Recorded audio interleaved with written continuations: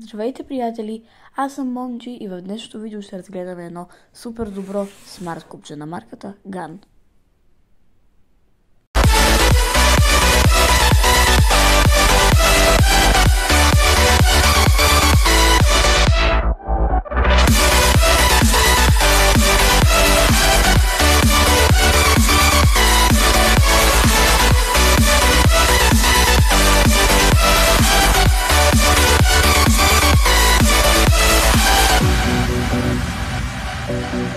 Когато става дума за смарт купче, обикновено знаем, че те въртят се, но някакси не се въртят чак толкова добре, запират или пък се настройват трудно. Но това купче ще докаже, че това не е вярно. Сега, нека да го отворим. Първо, ето тук може да прочетете какво пише, ако искате. Така се вижда. Сега бих искал да го отворим. Тук има две стикерчета.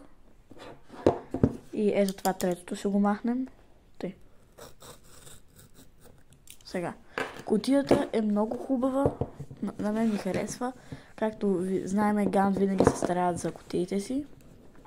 И ние посреща едно опътване на български, което даже две. Добре. Това винаги ни е много важно, защото ако има някакъв проблем, от тук може да го оправим. Добре, ето го купчето. То е в нейлончовито. Само не знам откъде се зарежда. Но да е лошо да видим. Тъй. Добре, ще ми трябва пак нощчето.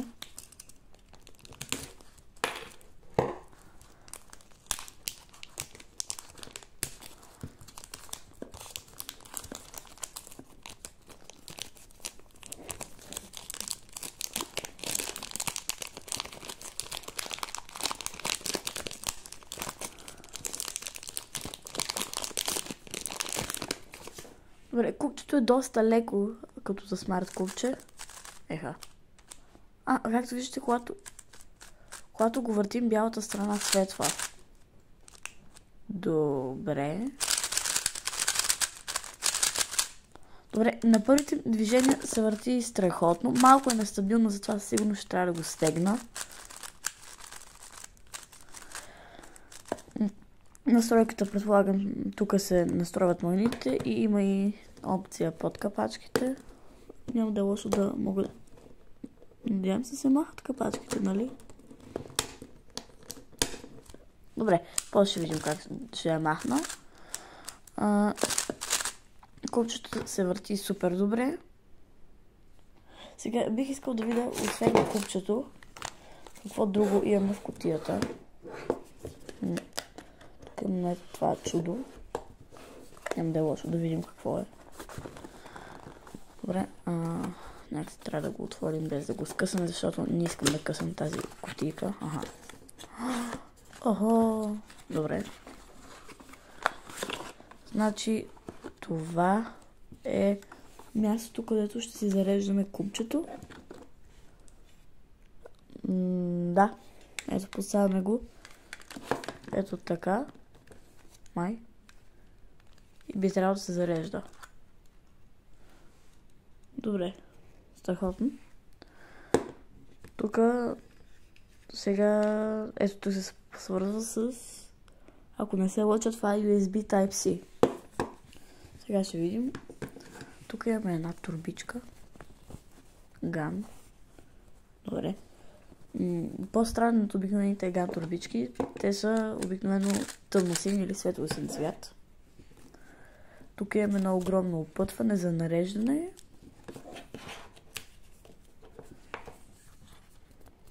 Добре.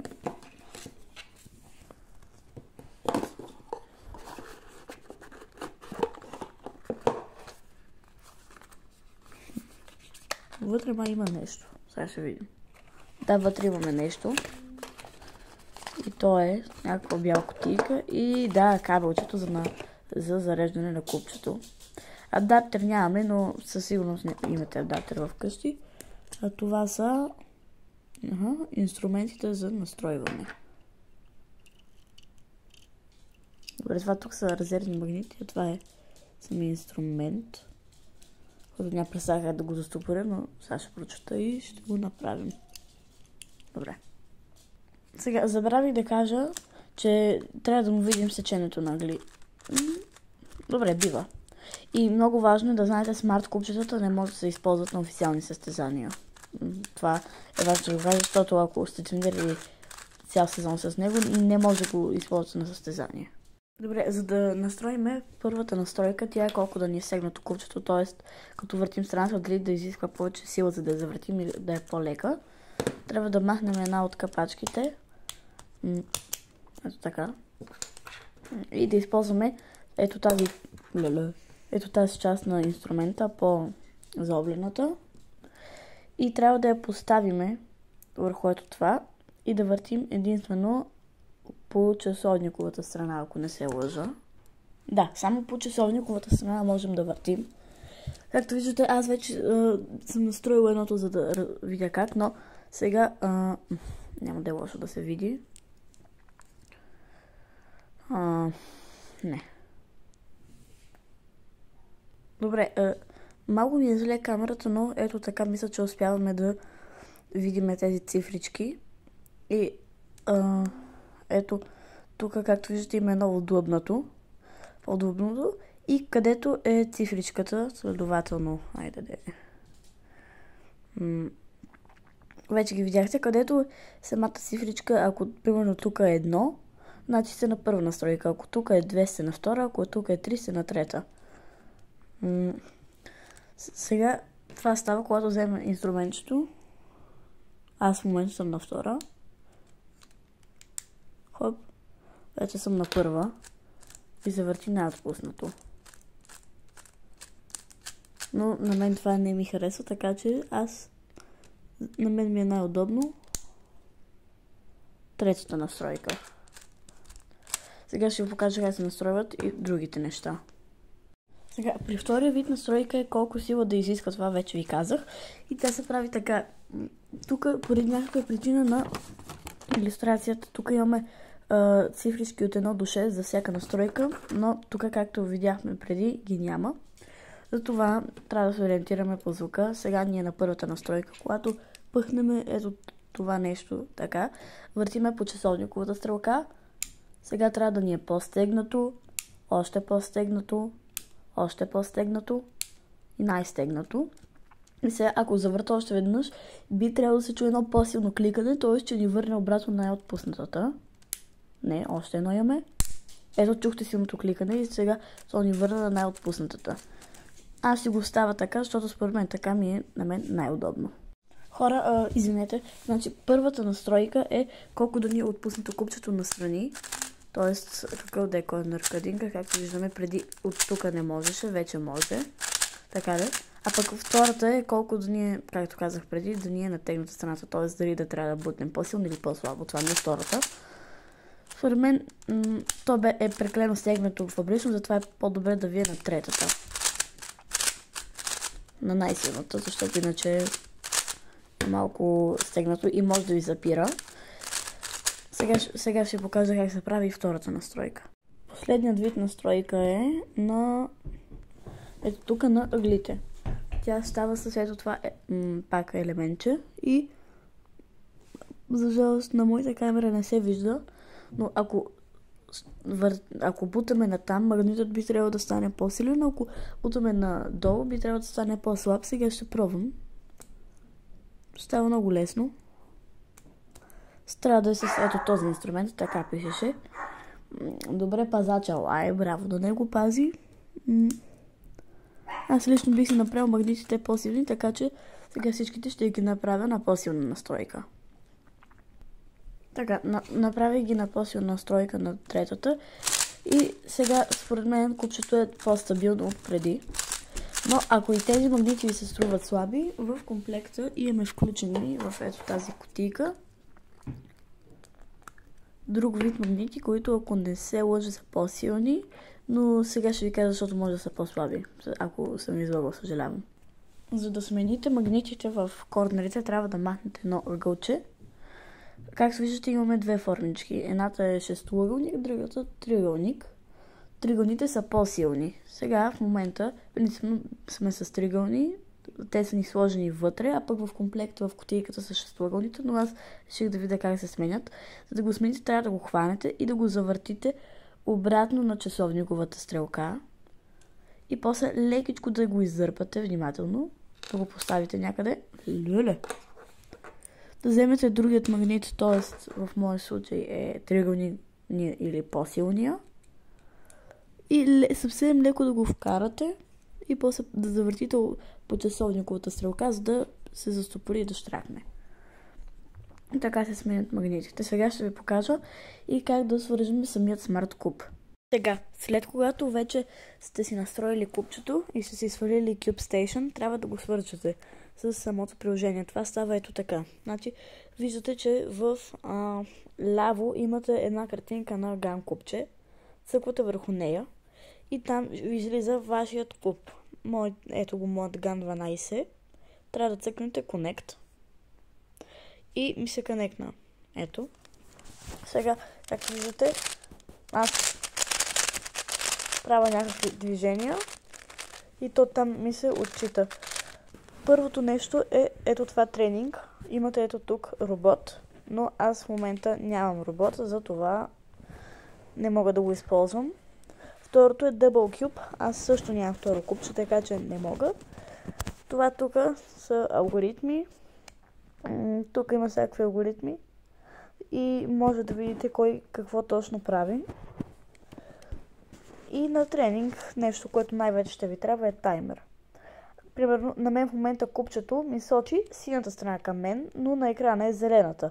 За да го правите, просто трябва да натиснете върху кубчето и да го завъртите в посоката, както аз в момента го върта с пръст. И вече кубчето е добре. Ето сега, както виждате, тук ми показва какво трябва да направя. Ако направя грешка, то ми показва как трябва да я върна. Сега имам определено време, в което трябва да направя това. Дори да не може да четете нотациите, не е проблем, защото виждате, че има едни стрелки.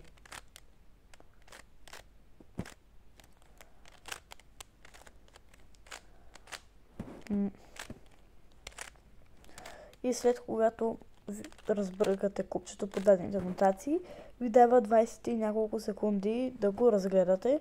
Принципно трябва да е 15, а не 25 май беше, но не знам защо. И когато сте готови, почвате да редите и както виждате, сега ми почна времето. И сега, когато завърша реденето, сега не съм от най-бързите нарезувачи на купчета, но не съм и чак от най-бавните.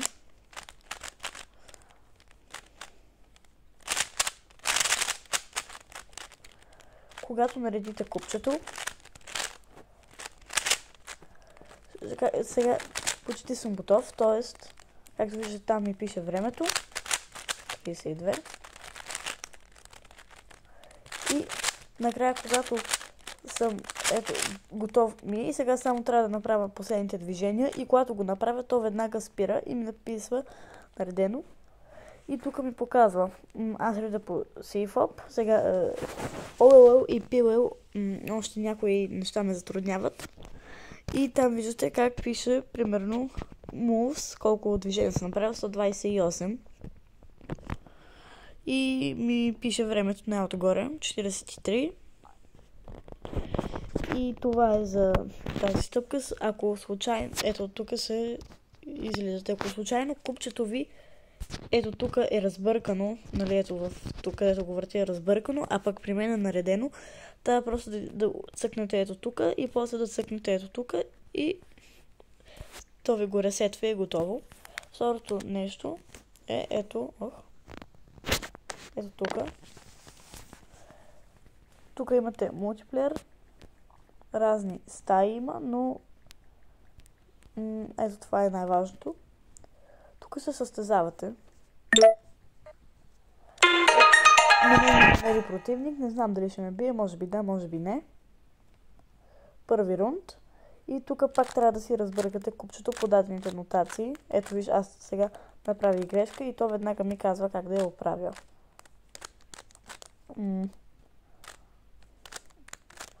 Ако много се забавите с разбъркането на купчето, то спира да ви показва нотациите и ви просто изключва от самата игра. Тоест, другия човек ще реди, но вие няма да редите, защото сте се забавили твърде много. Сега имам някакво време да си огледам купчето. В случая е 15 секунди точно, както на официалните състезания. И като съм готов, почвам.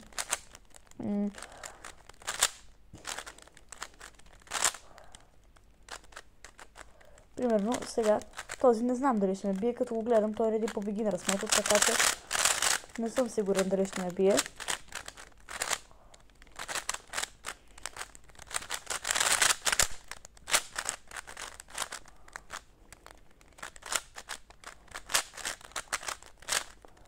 Може да ме бие, не знам. Не, няма да ме бие, не ще ме бие. Да, ето.